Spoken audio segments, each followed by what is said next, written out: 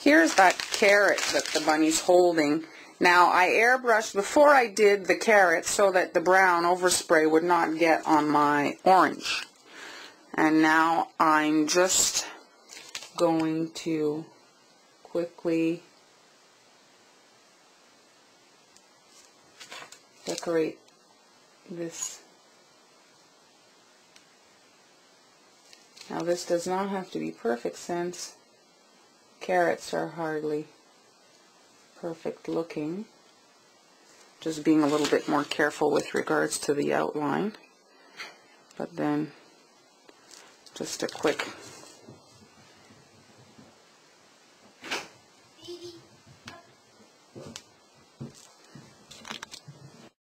I don't know why, but Easter eggs kind of freeze me up. I never know what to put on it. So this Easter egg is going to be the bunny's belly. So for lack of inspiration here, I've done some overalls. So I'm going to flood these in a blue, and after we're going to do a little finish on them to make them look more interesting. I don't know what it is about an Easter egg. Maybe it's because there's too many possibilities. I just never know what to put on an egg. I kind of jam up. My inspiration just doesn't come to me. So here, it could be, I guess, both a girl and a boy. It could be the front of a kind of an apron. Last year I got some pretty good Easter eggs. I made a knight and a princess. You can go check that out on my Flickr. I was happy with those, but usually I feel that I failed. And so here we go. The overalls. Pretty simple. I will embellish once this is dry. And so just set this aside. Here is just a simple striped Easter egg. And so I'm thinking I'll do the middle in blue. And I'll mix up some colors to do the rest. Nothing particularly inspired there either.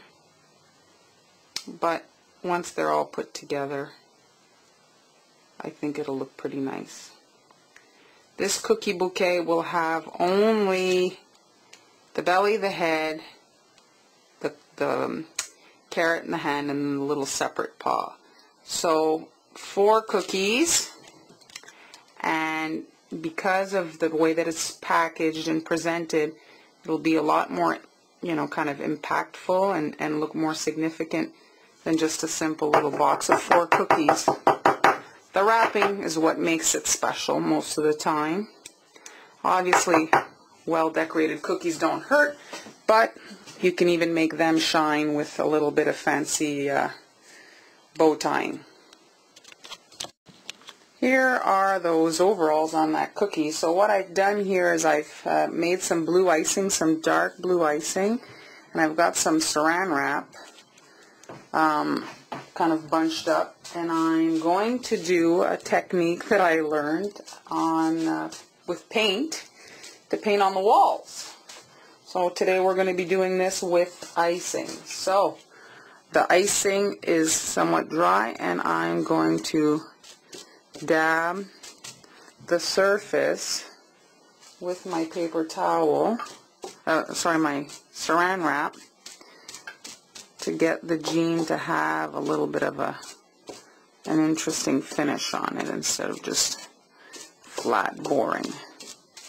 So there we go. Kind of gives it a sort of a jeanish look to it. And there we go, as fast as that. Here are the cookies. So this one here, classic kind of Easter whatever design. Nothing really special. Now the jeans here, I finished them off. I added the little pockets and the little front pocket on the bib area, and then I did the the spackling or whatever with my saran wrap on the blue again once that was dry. And now these areas here, I'm going to fill them in brown. So like the bunny's wearing his overalls with no shirt on, country style. So I'm just filling this in here. That's the last step of that cookie.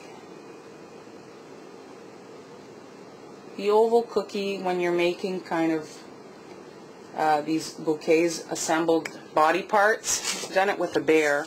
The oval works best for the body. It's got a good shape.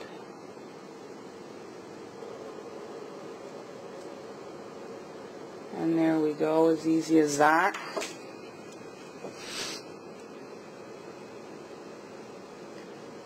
And there we go. I made it a little puffy to kind of look like it was sticking out there.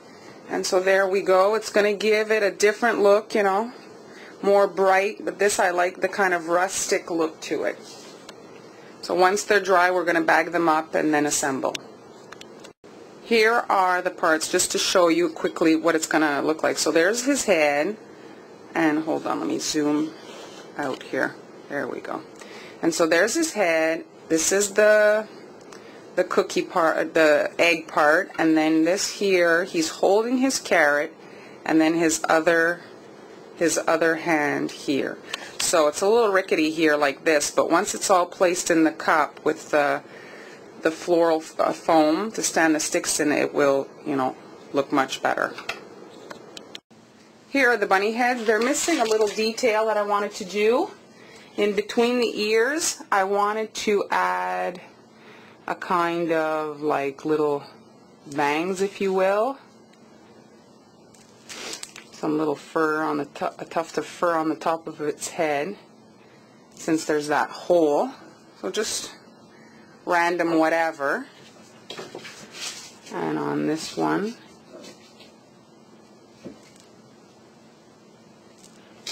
just a little, make it look like a little tuft of hair. And I think I'm going to add a flower on the side of the ear for one of them. Here are the two bunny faces to compare the eyes. So here I did just a white, what am I saying white, a black. Here is the carrot. I'm just going to show you how I'm doing the leaves. So it's 67, a teco tip, and stiff icing for it to maintain the shape. And I'm just making squiggly lines up, as easy as that. Try to get your green bright so that it pops against the orange carrot. Here I dusted with some darker orange just to create a bit of a shadow. Here on the hand it's dusted with the brown, and it's going to look cute against the belly, all the colors together once it's assembled. I'm going to show how to wrap the cookie. So here is a cello bag. I use cellophane because it is clear and you can really see the cookie. So I'm going to leave about 1.5 inches below the cookie so that I can gather and tie it. So there's cutting off the excess. Slip the cookie in, and I'm bunching it, gathering it, and you hold that like that, and with a piece of Scotch tape you're sealing the cookie up here for freshness and for it to be clean there in a bouquet. They're going to be exposed. And then your two corners here, you fold them back behind the cookie. You should be able to hold all this back with one piece of tape. And there we go. Now for the cute factor, I have these bows. I've had them for a while. Figured I'd use them here. And I'm going to add a little bow to his neck, just for some cute factor. So since the cookie's upside down now, this is the bottom, I don't have anywhere to tie the bow. I've got some double-sided tape that I'm going to place here at the top. And now I'm going to just place my little bow here, like that. And as you can see, when I put them together, the little head looks like he's wearing a little bow around his neck. Now for the smaller cookie, which is the little paw, I have smaller bags I have for occasional projects.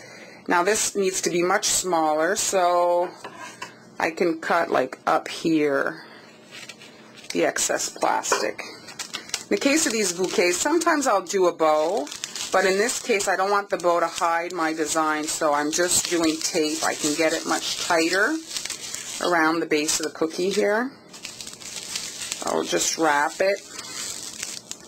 You know, your cookies will be clean and fresh when you deliver them. And again, here, if you want to hide these little corners, the piece of tape, just fold them up.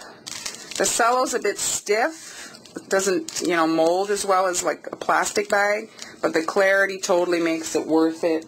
You can totally see your cookie just looks sharp and crisp. All the cookies have been wrapped. Here is the bunny and the head. Here is the egg, that's the body. I made overalls and a little bow like that. So here's his little hand like this, and then the other arm like that. And so you're going to need some sort of a container to stand up your bouquet. I had this laying around. This is tin. I prefer ceramic for the weight, but this is not a big bouquet. There's only 4 cookies, so it shouldn't top over. But if you're working on something that's heavy, you're going to either have to put some sort of like rock or aquarium rock or something to weigh it down, so because it's top heavy, so you don't want the whole thing to tip over. I use floral foam in the tin to stand up the cookie pops. So I place them like they're going to be arranged in my bouquet, about, so here's the length, like that, and then I measure my tin to find out like how much stick I have to cut. And I use gardening shears to cut my sticks. This is not something I take to the shed and back. These are for my kitchen. I only use these. I use these to cut my dowels inside my cakes, everything. This is very good for, you know, to cut all those types of things instead of fighting with a knife. Like I say, so here it looks like my head stick, I'm going to have to cut just a little tiny bit off of it. And so I'm going to use that stick as my guide to cut the others. So I cut them at an angle so that they're like pointy and poke into my my foam easily. And there we go. As fast as that. I get the really long lollipop sticks. They cost a bit much, but they're always long enough. You know, the shorter ones, especially like for the head there, it needed a long stick. So just, you know, pay the couple of dollars more and you're not going to end up with something that doesn't work. You're better to be able to cut it than not have any spare whatsoever. I use tissue paper to hide my foam.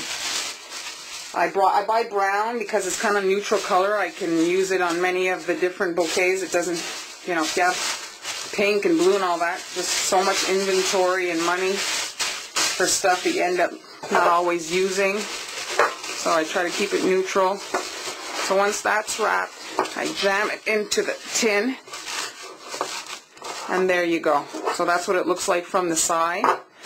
And you can add some tissue paper here on those little holes to hide that if you want. You can cut some to size, but right now we're just going to worry about the bunny. So the first cookie I would put center-ish is the body. So just push that all the way in. Now, there you go, you see? Goes in like that. Now the head.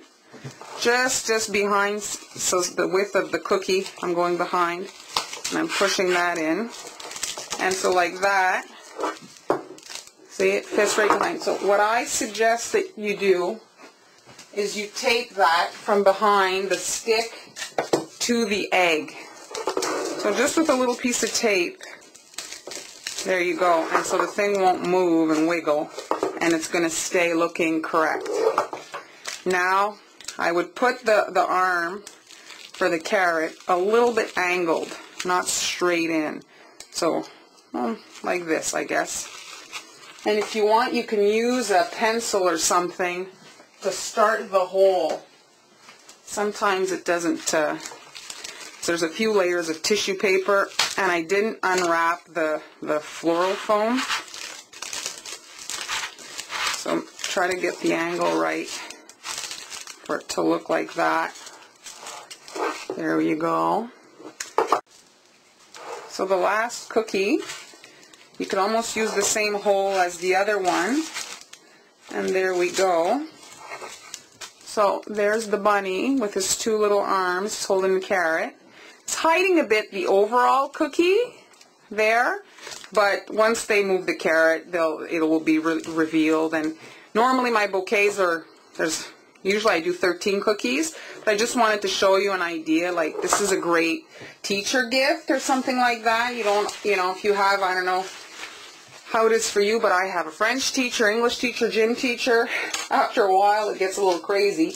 So if you just want to do something small and cute, you can get these little tins sometimes at the dollar store, and, with a batch of a dozen cookies, you can make 3 bouquets. And these front ones take no time at all, and you're going to have a nice gift. Another thing I have is this kind of cut up paper that I got at the wrapping supply store. And this is great too to fill in these little holes, and it hides the base a little bit, and it sticks like, you're not using glue, but if you wedge it behind like the lollipop stick and stuff, it gives it like a rustic look. Oh, I just lost my bow. Just glue that back on. So you can just wedge all these little shavings around behind the stick and stuff, and it'll give it kind of like a grass or hay type look.